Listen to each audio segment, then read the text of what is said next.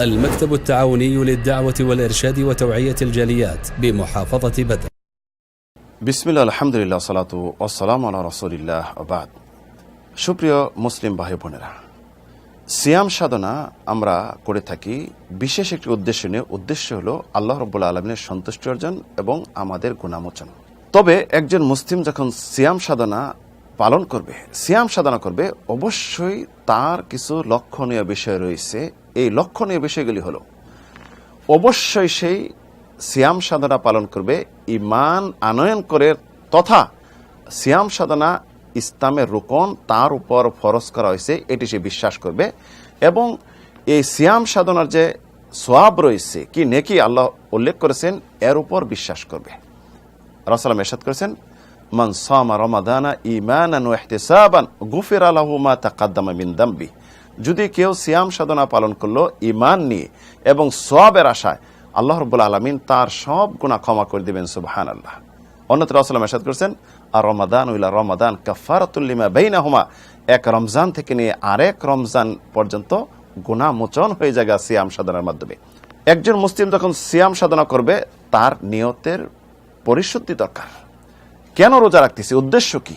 আমি কি রোজা রাখতেছি আমার ফ্যামিলির সবাই রোজা রাখতেছি এই উদ্দেশ্যে, তাদের সকলের সাথে মিলে রোজা রাখার উদ্দেশ্যে, না সমাজের সাথে তাল মিলিয়ে, নাকি বন্ধুদের সাথে তাল মিলিয়ে, নাকি উদ্দেশ্য হলো একমাত্র আল্লাহর সন্তুষ্টি?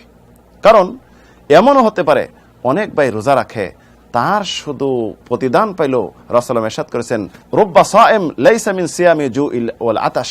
কিছু রোজাদার আছে, তার রোজার প্রতিদান পাইল পিপাসা এবং ক্ষুধা, অন্য কিছু পেল না।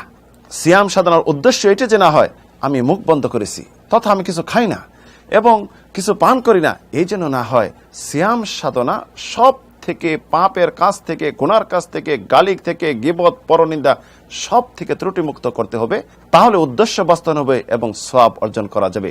রাসূল ইরশাদ করেছেন, আসিয়ামু জুন্নাহ ফাইদা কানা ইয়াউমি সাওমি আহাদিকুম ফালা ইয়ারফুস ওয়ালা ইয়াসখাফ ফাইন সাবাহু আহাদাও কাতালাহু ফালিয়াকুল ইন্নী সায়েম।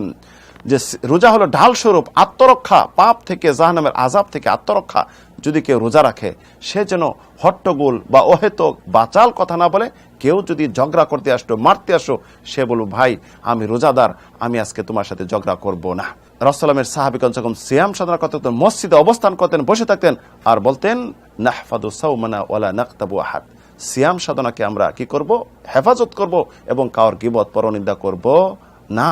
কারণ অহেতুক যদি আমরা কথা না সারি, কর্ম না সারি, তাহলে আমাদের সিয়াম সাধনা করার উপকার হবে না। তাই প্রিয় দর্শক শ্রোতা, আসুন আমরা সিয়াম সাধনা একমাত্র আল্লাহর জন্য, সওয়াবের উদ্দেশ্যে, এবং শুধু খানাপিনা এবং স্ত্রী সম্ভোগ বিরত না থেকে, সব কিছু পাপের কাছ থেকে বিরত থেকে সিয়াম সাধনাকে হেফাজত করি।